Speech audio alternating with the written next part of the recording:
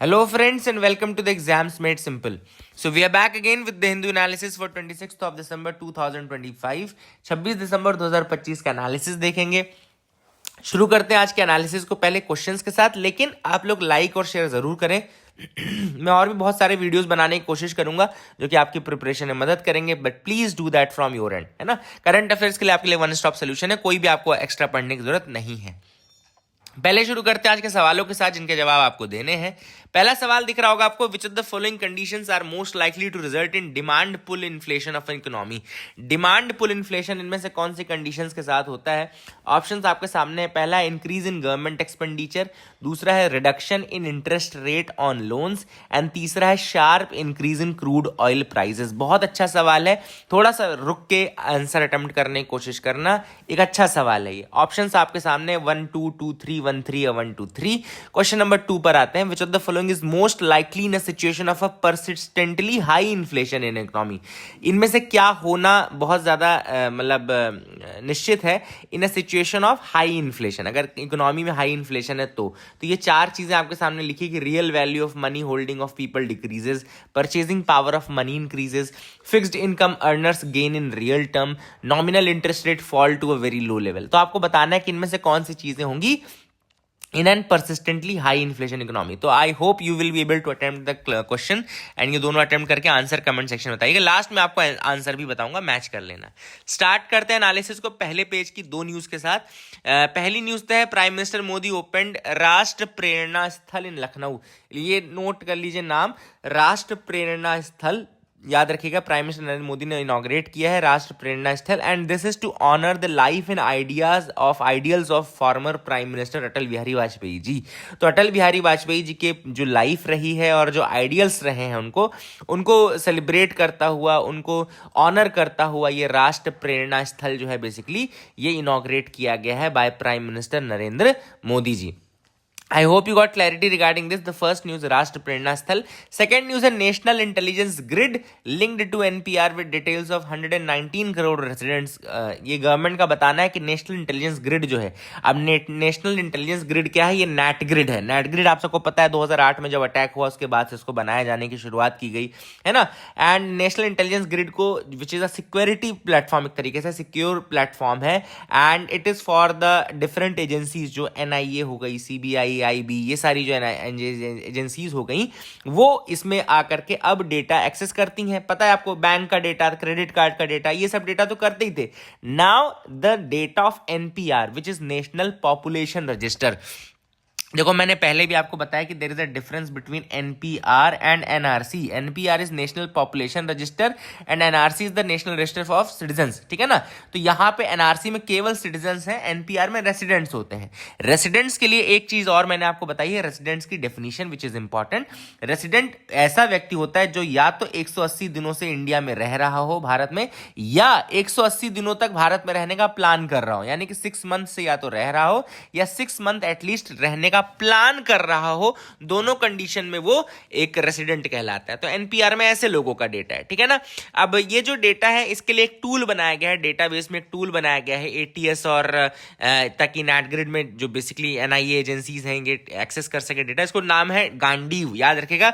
वो गांडीव एक्चुअली वो धनुष भी था ना, अर्जुन के धनुष का नाम था गांडीव, याद रखेगा. तो आप दिख रहा होगा Gandiv are supporting multi source data collection and analysis. तो ये प्लेटफॉर्म जो है multi source data collection and analysis के लिए है. देखो लिखा है upgraded NATGRID tool support multi source data collection analysis. One such tool is Gandiv used for facial recognition and entity resolution. याद रखिएगा गांडीव टूल जो है वो क्या काम करता है? Facial recognition and entity resolution. And details of all the family members जो है वो NPR में ऑलरेडी है. NPR का डेटा एक्सेस कर रहे हैं. NPR का डेटा पहली बार कलेक्ट हुआ था 2010 में, जब फर्स्ट फेज चल रहा था 2011 सेंसस का. तो 2010 में पहली बार NPR का डेटा भी कलेक्ट हुआ था. एंड इसमें 3 तरीके की एक्सेस है जो कि नेटग्रिड के थ्रू एजेंसीज को मिली है. वो है non sensitive access, sensitive access and highly sensitive access. तो 3 तरीके से कैटेगरीज हैं, non sensitive, sensitive and highly sensitive. तो ये भी आप याद रखेगा. I hope you got clarity regarding this. तो ये न्यूज भी हो गई। आगे मूव करते हैं, थर्ड न्यूज है IIT Kanpur sand mining survey was illegal says the Tamil Nadu government. अब तमिलनाडु गवर्नमेंट का ये कहना है कि एक सर्वे हुआ था which was to be conducted by the scientist of Indian Institute of Technology Kanpur on the behest of directorate of enforcement, यानी ईडी के अंतर्गत एक सर्वे होना था आईआईटी कानपुर में, ठीक है ना, नहीं मतलब आईआईटी कानपुर को करना था एक survey on the behest of directorate of enforcement, यानी ईडी के बेहेस्ट पे आईआईटी कानपुर को करना था एक सर्वे।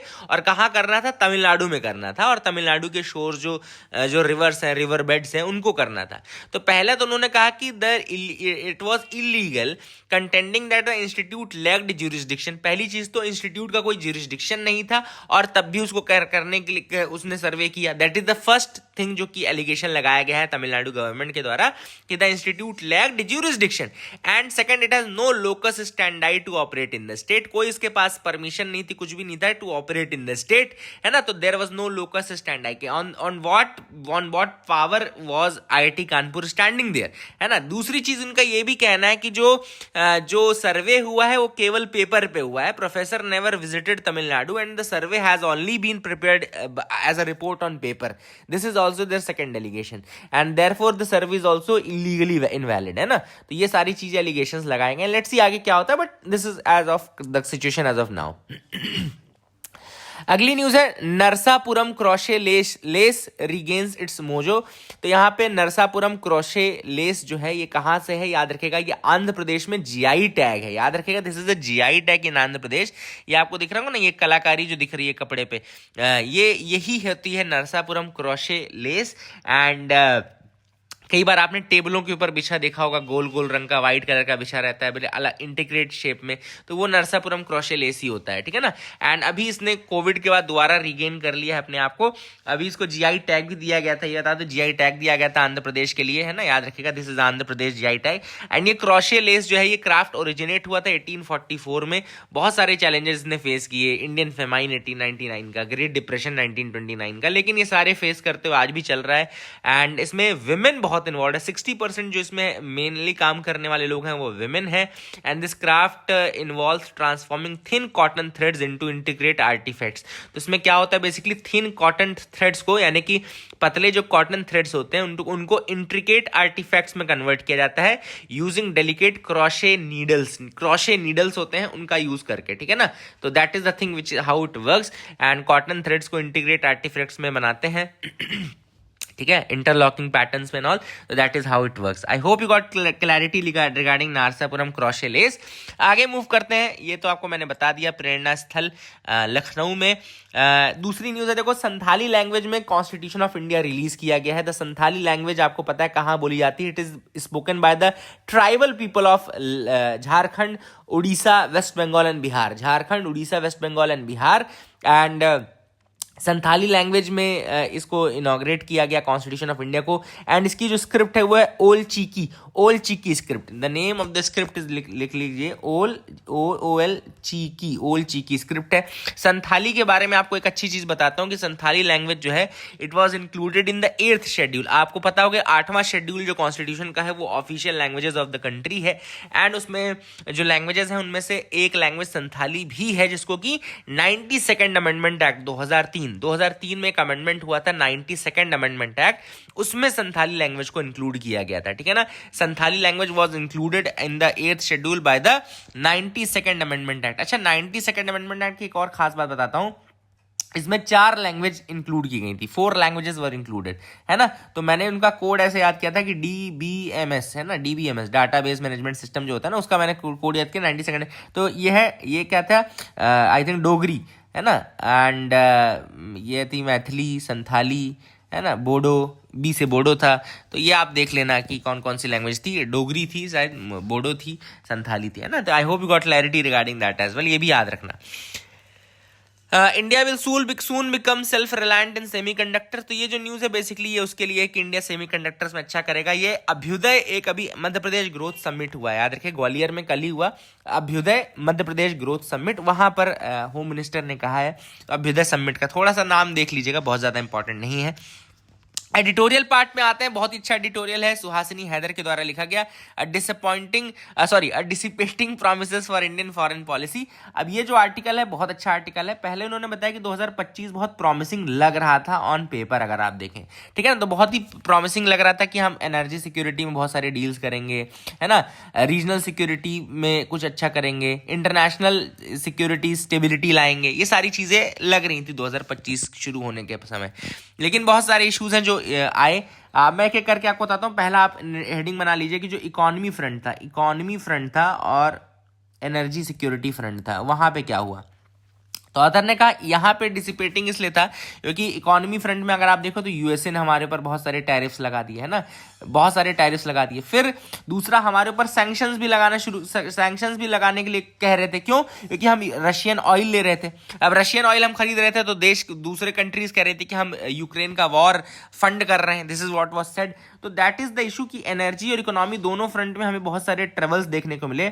H1B वीजा का इशू हुआ, है ना, वो भी एक फ्रंट था अपने आप। H1B वीजा का इशू हुआ, है ना, कि वहां पे फीस हाइक की गई, पहले लोग कम आने लगे, है ना।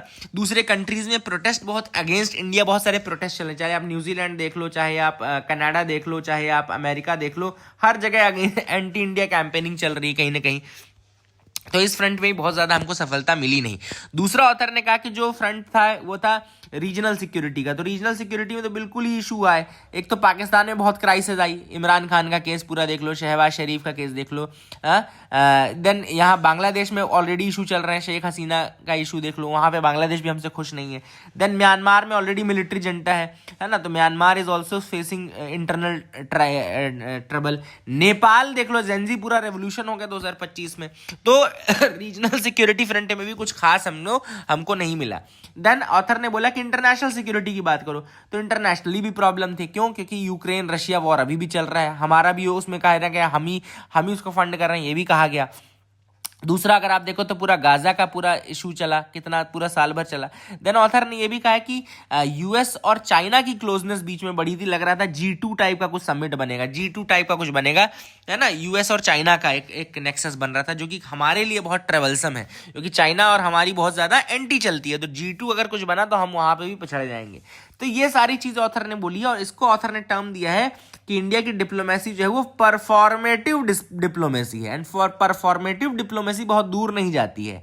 परफॉर्मेटिव डिप्लोमेसी क्या होती है? जिसमें आपको दिखता बहुत कुछ है, मतलब दिखता इन द सेंस जिसमें आपको लगता है कि अरे बहुत बड़ी बड़ी चीजें होने वाली हैं, अरे बहुत बड़े बड़े लोग मिल रहे हैं भाई आपस में, लेकिन असली नतीजा जीरो निकलता है ना। That is the performative diplomacy. तो this is what has been mentioned by the author in this article. I hope you got clarity. And ये अच्छा आर्टिकल था, आपको कुछ नया सीखने को भी मिला होगा इसमें जरूर। आगे मूव करते हैं, देखते हैं क्या इंपॉर्टेंट न्यूज आर्टिकल है जिनके बारे में हमको डिस्कस करना है। तो एक डोपिंग का आर्टिकल भी था, वो मैंने यहाँ पे नोट्स बना रखा है। तो देखो हाई डोपिंग केसेस जो है वो इंडिया के ओलंपिक्स एम्बिशंस को खत्म कर सकते हैं। क्यों ऐसा मैटर करता है? अभी रिसेंटली बहुत सारे डोपिंग के इंसिडेंसेस भी हुए हैं, तो ऐसे में इंडिया जो है वो एम कर रहा है to become a global sports power, है ना। 2029 में world police and fire games होने वाले हैं इंडिया में। 2029 में world police and fire games होने वाले हैं। 2030 में कॉमनवेल्थ गेम्स अहमदाबाद में होने वाले हैं। प्लस हम एस्पिरेशन रखते हैं टू होस्ट द 2036 ओलंपिक्स, है ना। तो 2036 का ओलंपिक्स भी हम एस्पिरेशन रख रहे हैं। बट अगर हम देखें तो डोपिंग के केसेस वर्ल्ड में इतने ज्यादा हैं तो कि वहां पे हमारा नाम वन ऑफ द हाईएस्ट में आता है, ठीक है ना। ठीक है। एंड हम आते हैं टेस्टिंग में बहुत पीछे आते हैं ग्लोबली। अगर हम देखें टेस्टिंग में 7th नंबर पर आते हैं। तो हमारे यहाँ डोपिंग की बहुत अच्छी सुविधा नहीं है, टेस्टिंग की बहुत अच्छी सुविधा नहीं है। तो ऐसे में ऑथर ने ये कहा कि जो हमारे यहाँ रेगुलेटर है, हमारे का नाडा, जिसको नेशनल एंटी डोपिंग अथॉरिटी बोलते हैं, तो हमने ये भी कहा है कि नाडा को हम थोड़ा इंडिपेंडेंट बनाएं, थोड़ा और ऑटोनॉमस बनाएं, उसकी पावर्स को इंक्लूड करें, ताकि वो डोपिंग के अच्छे केसेस, अच्छे टेस्टिंग कर सके, है ना। All this things can be done. Plus जो सिस्टमैटिक प्रॉब्लम्स है, सिस्टेमिक प्रॉब्लम्स है, उनको भी हमको दूर करने की आवश्यकता है ना। जैसे कि जो एथलीट्स कई बार टेस्टर्स से दूर भागते हैं, वो सब ये सिस्टेमिक इश्यूज हैं, है ना। पॉलिसी रिस्पांस की बात करें तो अभी हमने recently national anti doping bill लेकर के आए हैं। एंड एक नो योर मेडिसिन ऐप करके भी लाए हैं, नो योर मेडिसिन ऐप, ठीक है। तो India under pressure from international Olympics committee की, भैया आप अपने यहाँ की डोपिंग की चीजें सुधारो, तभी आपको हम कुछ सोच सकते हैं, अदरवाइज आपके ओलंपिक्स के वो तो वही रह जाएंगे। India to head the conflict free diamond body Kimberley process from January. तो कॉन्फ्लिक्ट फ्री डायमंड बॉडी जो है किम्बरले प्रोसेस, उसको हेड करेगा इंडिया 2026 1 जनवरी से। तो किम्बरले प्रोसेस याद रखेगा, उसका चेयरमैन इंडिया होने वाला है। याद रखेगा it is the third time which India will hold this chair, है ना। किम्बरले प्रोसेस एक ट्रिपार्टाइट इनिशिएटिव है जिसमें गवर्नमेंट्स इन्वॉल्व है, इंटरनेशनल डायमंड इंडस्ट्री इन्वॉल्व है एंड सिविल सोसाइटी इन्वॉल्व है ना, to prevent the trade in conflict diamonds. अभी कॉन्फ्लिक्ट डायमंड्स क्या होते हैं? Conflict diamonds are basically rough diamonds जो कि रेबल ग्रुप्स के द्वारा यूज किए जाते हैं to fund the conflict in an area, है ना। इसीलिए उनको कॉन्फ्लिक्ट डायमंड बोला जाता है। और इंडिया का सिलेक्शन किया गया है जो कि दिखाता है कि ग्लोबल बॉडीज को ट्रस्ट है। और इंडिया में जो नोडल एजेंसी है किम्बरले प्रोसेस की, वो है James and jewellery export promotion council, James and jewellery export promotion council. तो वो भी आपको बता दिया मैंने। आई hope you got clarity. That is it for the day. Keep loving us, keep sharing us. Thank you and have a nice day.